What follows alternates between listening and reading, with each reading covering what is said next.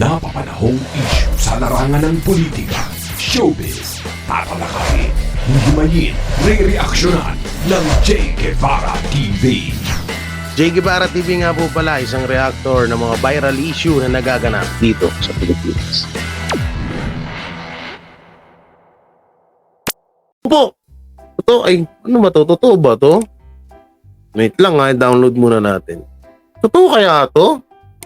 Biglang lumabas eh.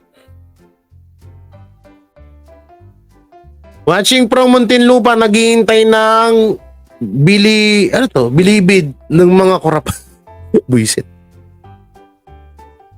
Oh, Boss Jay, ay, shoutout. Oh, lagi ako nanonood sa vlog mo from Leyte kay Darnold TV. Shoutout sa'yo, bro. Salamat. Yan, mas kawawa si Tambay, idol watching from Kuwait.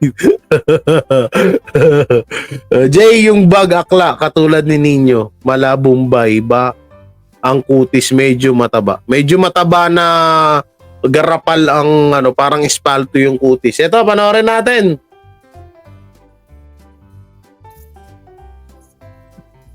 Ang di umano'y balita, dating senador na si Ping Lacson hindi na nakapagpigil pa at tila walang pagdadalawang isip na sinakon ang Marcos administration, Kongreso, FL Lisa at ang former ABS-CBN reporter na si Anthony Taberna. Pero bago ang lahat, kung bago ka pa lamang sa aming channel, para mas magdami, Estados Unidos ay maaring magbigay ng $1 billion na tulong militar sa pinakamatandang kaalyado nito sa rehiyon ng Indo-Pacific, ang Pilipinas, ang pinakamalaking pakete ng seguridad sa isang Ako kung sakaling totoo to naku po, malaking issue to. Di sa totoo lang eto si Ping Lacson. Nakita ko na rin basta ayaw ko na sabihin kung saan.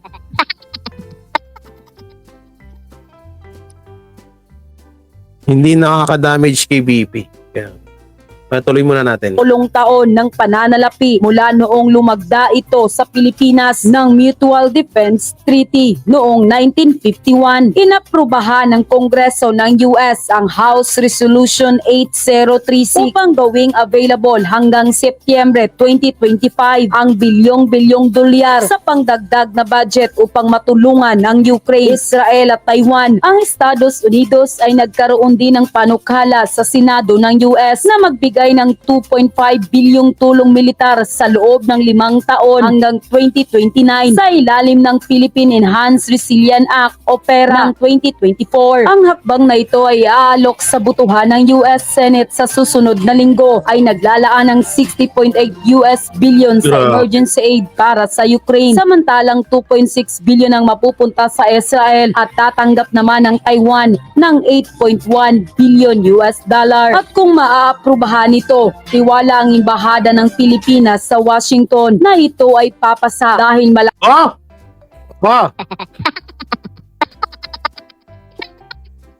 Tuwa sa gera, tingnan mo yung itsura niya rito. May itsura ni BBM parang tuwa siya sa gera, tuwa sa missile Lakas ang suporta ng dalawang partido at magbibigay ito ng 500 million US dollar para tulong militar ng Pilipinas sa taong 2025. Ngunit ang tulong na ito ng Estados Unidos ay inalmahan ng dating senator na si Ping Lacson. Ayon pa sa kanyang Facebook post, compared to 8 billion US dollar aid.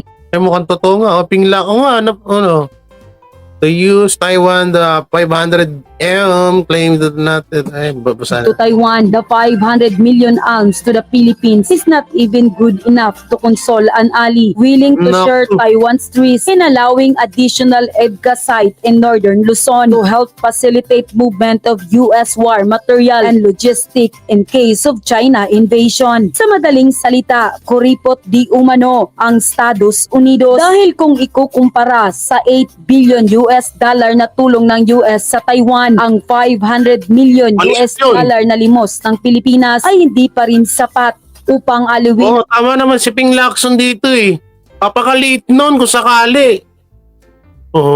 Tapos ko lang kanina parade yung Russia victory parade. Nanalo sila.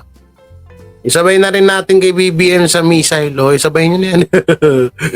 Ilan lang naman voters sa lugar ni Biko. Oh. Ano to? Anak ng kamote ang mga dating kabinete ni PRRD na ngayon. Tinalikuran na si former President Rodrigo Duterte. Wala na rin pagmamahal. Sa bansa natin, dapat pag naalis si BBM, lahat sila sumailalim sa audit para makita ang pera nila. Tama, okay, maganda to ha. Oo, tama yan. Oo. Oo, okay naman. Sana talaga si Banat Bay, kaso puta na, layo na ng ano eh. Tapos na yan kanina. Ng isang kaalyado na handa umanong ibahagi ang mga panganib ng Taiwan sa pagbayag ng Pilipinas sa karagdagang mga site ng EDCA sa Northern Luzon upang makatulong na mapadali ang paggalaw ng mga kagamitang pangdigma at logistic ng US kung sakaling may pagsalakay ng China. Kaya matindi na lamang ang pagkadismaya ng dating senador na si Pampilo Lacson sa $500 million military assistance na inaprubahan ng United States House of Representatives para sa Pilipinas sa gitna ng tumitinding tensyon ngayon sa South China Sea. Binigyan din ng dating senador, "There is no feeling of entitlement here, only self-respect." And gayon pa man nagpasalamat ang dating senador kay Representative Darrell Issa sa kanyang symbolic amendment para maambunan ng Pilipinas kahit $500 million at kaya kinumpara nito ang aid ng Taiwan sa Pilipinas. Totoo naman eh. Paanong bawas? Paanong bawas? Baka hindi $500 bawas na ang nireport. Ako, ewan ko sa inyo. Pilipinas ay dahil naalala nito ang dagdag EDCA site sa Isabela at Cagayan na klaro di umano ang intensyon na malapit sa Taiwan. At dahil nga dito, marami sa ating mga kababayan na nagsasabi na tila narilto ang administrasyong. Ito ang pinakatotoo dyan, no? Gunggong na US na yan. Binigyan ng 91 billion ng Ukraine tapos tayo barya lang. Ilagay pa tayo sa gera, anak ng plato. Totoo to ha. Totoo to guys. Biruin mo oh. 91 billion ang binigay sa Ukraine. Tignan mo kung hindi panggagago to. Sino followers natin dyan, paki-screenshot nga to. Paki-screenshot tapos pakipasa sa akin. Buisit na yan, ano? 91 billion. Samantalang tayo, $500 million. Anong klase yun? O baka sabihin ng mga tanso, yan, kasi mga mukha kayong pera. Gago. Mga bobo. Sipin nyo na lang, tinatarantado na kayo. Tuwang-tuwa pa rin kayo, mga tanga. Sipin nyo nga maigi yun. Na $500 million samantalang sa Ukraine 91 billion tapos nilayasan na nila. Ang inang to mga to. Marcos dahil tila pumapabor di umano ito sa Estados Unidos. Samantala, First Lady Lisa Marcos tila sa isang political scientist si Richard Heydarian matapos itong magbigay ng komento sa naging pahayag ni FL Lisa kay Vice President Sara Duterte sa ginawang interview ni Anthony Taberna. Ayon pa sa kanya, "Without Sara, I don't think BBM presidency will have ever happened. Bulk of his votes are really Sara Duterte votes." Unquote. Ito ang naging maanghang na komento matapos sabihin ni FL Lisa sa pahayag kay Katuning na bad shot na dito si Vice President Sara Duterte at tila pinalabas pa nito na mas may malaking ambag pa si Pangulong Bongbong Marcos dahil ginagawa daw nito ang lahat maprotektahan lamang si Vice President Sara Duterte. May gentleman agreement din pala tong administrasyon na to. The Chinese embassy in Manila claims that the Philippine military, the Department of National Defense, and the National Security Council had entered early this year an agreement with China with regards to the South China Sea. The embassy says that the agreement was between China and the Philippines through the AFP Western Command that was supposedly approved by the key Philippine government officials, including of DND and NSC. Oh, wala din naman yung pinagbago doon sa sinabi ng past administration na Duterte administration, di ba ang sabi ni Tatay Digong, lahat ng agreement ay alam ng AFP. Alam niya ng military. So, kung binabatikos nyo ang agreement ng Duterte administration sa China, patikusin din natin ito. Wala tayong alam dito. Diba? Anong agreement yan? Anong agreement yan? Ay, naka. Diba? Tapos, ang ibang mga BBM supporters, kung ano-ano ng mga malisyosong pinagsasasabi ang pinapakalat na porket ang gentleman's agreement, may secret deal. Ito, parehas lang yan eh. Sasabihin nyo na naman ngayon. Sasabihin nyo na naman. Ano naman sasabihin nyo? Sabihin nyo na naman. Kailangan naman talaga magkipag-agreement ang Pilipinas sa China pagdating dyan sa sigalot sa West Philippine Sea. Ganun din sinabi namin eh. Diba ang sabi namin, Wala nga palang boses to. since meron na yung issue na yan, kada administrasyon talaga may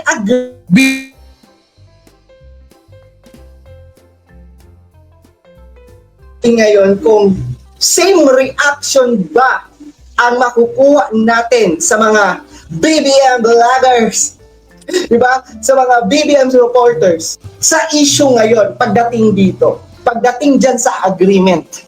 Kasi kung hindi, nilalamon nyo lang ang mga sinasabi nyo. Tama! Diba? Yung mga suka nyo, Kinakain nyo lang. Tama!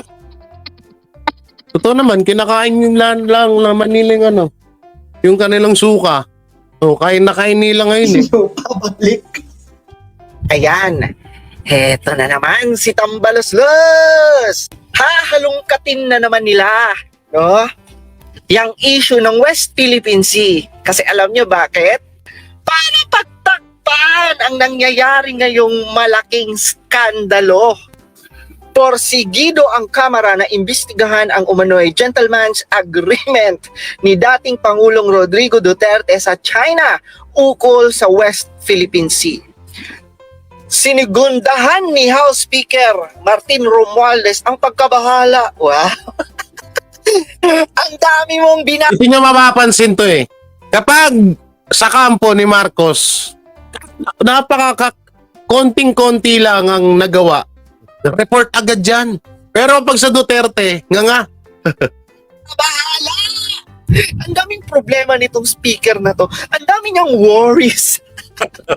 Sayin natin. Sinigundahan ni House Speaker Martin Romualdez ang pagkabahala ni President Bongbong Marcos na maaaring nakompromiso ang ating soberanya dahil sa naturang kasunduan.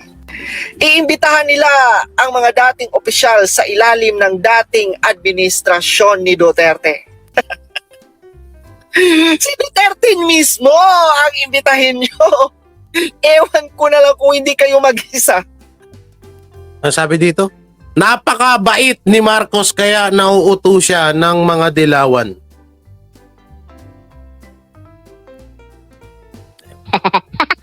Hindi ako magsalita. We'll start with the past officials kasi sila rin ang dapat ang nag-e-execute kung may agreement. Meron din isang press secretary nagsalita na meron, yung isa naman wala naman daw. So ano ba talaga? Nabubudol-budol na naman. Wow! Budol-budol? Big word! Binudol Budol is budol is live. na nga nila yung China ngayon, nagbubudulan sila dyan sa loob ng dating kabinete ayon kay Romualdez. Grabe no? Lahat na! Akala mo naman si Romualdez may sariling opinion. Ginaya niya lang naman sa pinsan niya yun. Naku po. Lahat na talagang gustong gawin ni Tambaluslos. House Speaker na siya. And aside from that, ino-overtikan pa niya ang trabaho ng DSWD. Diba? Ang kapal ng muka, may DSWD naman. Pero, ayan siya, no? Kada distribution ng cash. Siyempre, ano yan, para laging gusto niya kasi nakalagi siya naka-flex. Sadyang epal lang talaga sa Romualdez. Akalain mo, halos araw-araw na ginawa ng Diyos mukha niya ang nasa front page ng People's Tonight. Oo gusto na ano gaya the credit, graded, anong tawag dito kay Romualdez? Gusto niya lahat ng credit sa kanya mapunta. Nagrally ang mga bangag sa resign Sara. Akala nila mapapatalsik nila si Sara. Naku, mag-rally sila dyan. Ano na naman, Peki, kung galit kay Mayor Vico Soto, ikaw nga pro-China ka. Sabi ni Virgel Valencio. Ano daw? Ano naman? Pake, kung galit kay Galit daw kay Vico? Wala naman ako nilagay ay bobo magbasa. Bobo magbasa! Sabi ko sa'yo sabi ko sa'yo, Virgilio Tangina na sa kabubuhan mo. Ito yung mga basher na nila, Buster. Pupunta rin ito kala Buster Bobo mo magbasa, no? Sa'yo, mag-aral ka muna magbasa May nakalagay ba doon? Nagalit si BP Sara kay Vico Soto? Bobo ka ba? May tsura mo mukhang may 13 taon na walang ligo. Yan. Graded grabber. Graber.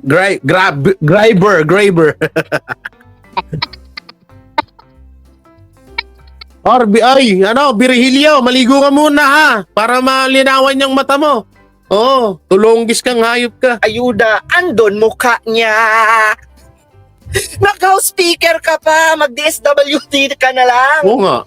Total bagay naman sa'yo Ouch! ang maging kargador ng ayuda. Kunwari, concern sa... Nakargador ng ayuda. Galit ako. Pagurgur ka niya, Mr. Real Talk. Sige. Ayan ka na naman. Sa pagkukunwaring bulol-bulol. Mga mahihirap mga lads, Pero wow, ang daming mansyon. Sana all yung mayaman. Sana all yung mayaman. Buta lang, tinawag na tinawag na magkargador. Hindi na ka makapaglakad yun. Lakad penguin na nga lang yun. Tapos magiging kargador mo pa. Baka sama mo. Mabait ko sa loob ang kulo. Isa pa, tamad magtrabaho ang dapat sa kanila, umalis sa pagka-presidente. Mag-party-party na lang. Yun. Ayun yung pinaka-the best dun. Lagi na lang sila manood ng lagi na lang sila manood ng tawag dito, ng concert ni Ma'am Sitars. May COVID pa ba? Ba't pa naibigay ng sitamba ng ayuda? Pasikat sa tao. Penguin, Happy Feet na movie. Bida si Tamba. Bida siya dun. Nandun siya dun lang. Ganun siya maglakad. At ngayon, ang West Philippine Sea na naman, di ba ang dami nyo nang iniimbestigahan? Ba't di nyo imbestigahan kung talagang totoong nagdodroga ang presidente natin? At bakit hindi nyo imbestigahan na kung totoo bang may secret deal ang Dilawan at si Marcos? Na bakit hindi inimbestigahan or hindi lumabas sa panahon ni Noynoy Aquino yang PDEA leak na yan? Bakit? Yan ang tanong ng taong bayan ngayon, mga kaibigan. Bakit hindi nga naman?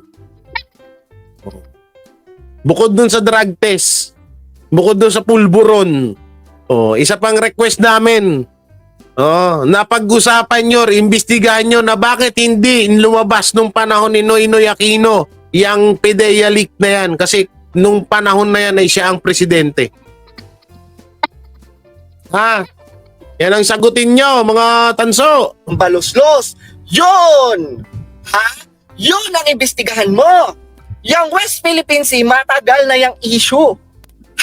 Pero hindi natin matanggap-tanggap kung meron tayong Eto nga masama dyan kahit araw-araw pa mamigay ng si Tambaluslos, di yan mananalo. Hindi, doon wala tayong pakialam kasi alam naman na natin yun. Ang tanong dyan, kahit araw-araw na mamigay, kahit araw-araw na mamigay si Tambaluslos ng ayuda sa mga Pilipino, Doon naman, okay naman yung walang problema. Kaso, ang ano kasi doon, pera kasi natin yun eh.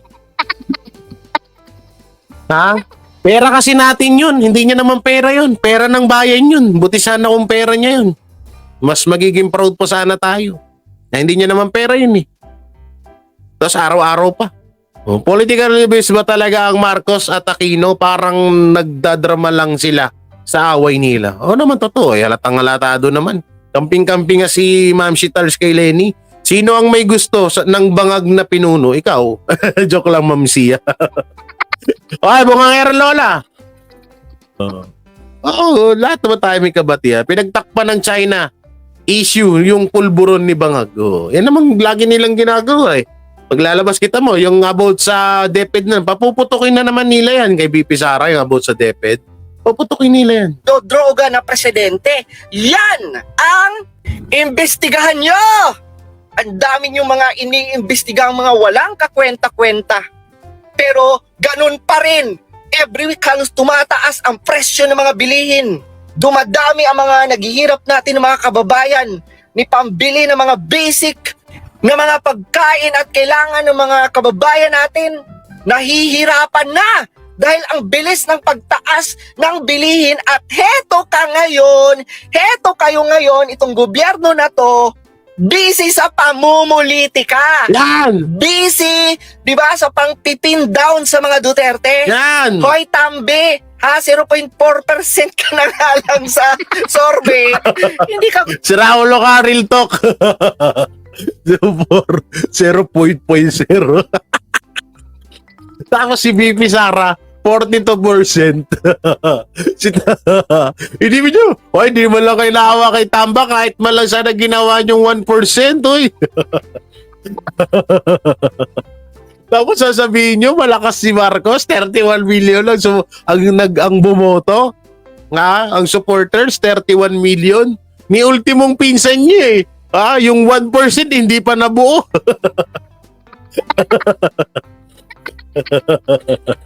wow, taong ba? Away taong bayan.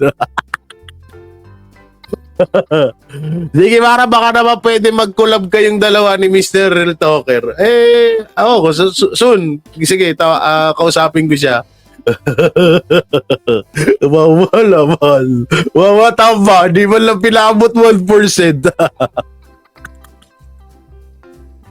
Takikilang yan. Saan nakakalap doon? 0.4%. Hindi mo lang pinabot ng kalahati. Di ba, sabi dito, di ba umabot ng kalahati ng 1%? Kaya nga, di siguro mga kamag-anakan niya lang yun, nanay niya, kapatid niya. Kaya galit na galit si Tamba eh. Sabi mo, tana, di mo lang, bigay ng ayuda eh, pala ko na epal. Tapos yung survey ko, 0.4 lang, grabe.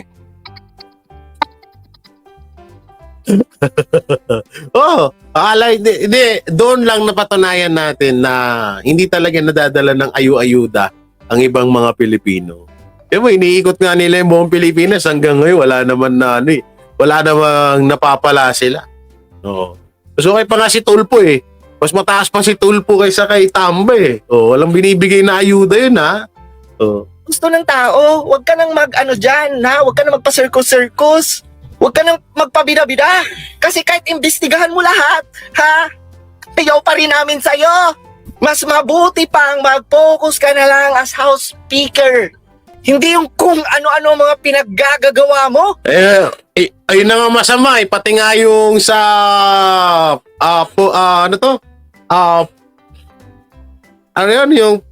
yung foreigner... Foreigner house billing ba yun? Nakalimutan ko. Pinapakailaman ni Tamba trabaho ng presidente yun eh. Kasi nabudol lang kami pero ngayon gising na ang 31 million, never again. Hindi naman galing sa bulsa ang ayuda. Kaya nga, tapos ang lakas nilang mas okay pa nga yung kay Senator Bongo eh. Yung kay Senator Bongo, nung nakaraan na nireaksyonan natin, sariling bulsa niya yun. Tapos ang ginawa, ayaw ayaw ipasabi sa mga tao. inahadlangan ng mga namigay. Sinabi, wag niyo i-credit yan kay Senator Bongo. Kapal na mukha, di ba? Sariling pera ni Senator Bongo yun, yung pinamigay niya. Pero, credit na lang sana eh. Alam mo naman, di ba? Hindi naman sinusumbat ni Senator Bongo yun. Yung nga lang, yung konting konsiderasyon lang, di ba? Sana, para kay Senator Bongo, para alam ng tao na kung sino yung nagbigay. No? Eh yun ay magandang tularan ng ibang mga politiko na sa sariling bulsa mismo nila nang galing yung pinamigay na ayuda. Alam naman natin na si Senator Bongo, isa sa bilyonaryo yan. Bago pa pumasok sa politics si Senator Bongo, bilyonaryo na si Senator Bongo. No. Eh kaso, ang ginawa, tinanggal ang pangalan ni Senator Bongo. Samantalang sa kanya galing yun sa sarili niyang bulsa. Ganyan kalupit ang gobyerno natin ngayon. Yung basahin to. Okay. Tapos teka lang, sino ba ang nagbubudol-budulan ngayon? Kayo ang nagbubudol-budol sa mga Pilipino. Ha? No? Pinapaikot-ikot nyo ang mga Pilipino. Tapos, no? Yun. Speaking, pinapaikot-ikot. Tuloy natin ha, baka ito na yung sinasabi ko about sa Dilawan. Tataplakan nyo lang ng ayuda. Ha? Pinagmumukha nyong mukhang pera ang mga Pilipino. Para ano? Para mabudol-budol nyo. Ha? Para mauto-uto nyo. Itong nakita na naman natin sa telebisyon na binomba ng dalawang Chinese Coast Guard. Ewan ko sa'yo, Attorney Roque, ngayon todo paliwanag ka, ikaw nga nang laglag, ikaw nga bahala ka sa buhay mo. Ay, nako, talaga buhay nga naman ng politics, no? Kung sa kalabanin ang mga Duterte ng Soto, dyan na kayo, maligwa Soto, malakas pa ang Duterte. Hindi, wala nga, kaya nga kinorek ko yun eh, wala namang paglalaban eh. Dapat dyan, pumirma ng 2 minutes drug test si PBBM, patawag sa Senado. Jay Guevara, napakayaman ng family ni Bongo dito sa Davao, super yaman na family niyan dito sila. Kaya nga eh, kaya nga dyan ako natatawa, nabasa ko doon sa mga comments, sabi ba naman no? Sabi, sige, ganito, galing sa bulsa ni Bongo, saan ba galing yung pera niya na yun, di ba sa gobyerno? Sabi ko, bobo ka ba? Bago pumasok si Bongo sa pagiging politics, mayaman na yung mga yan. Tanga ang putik.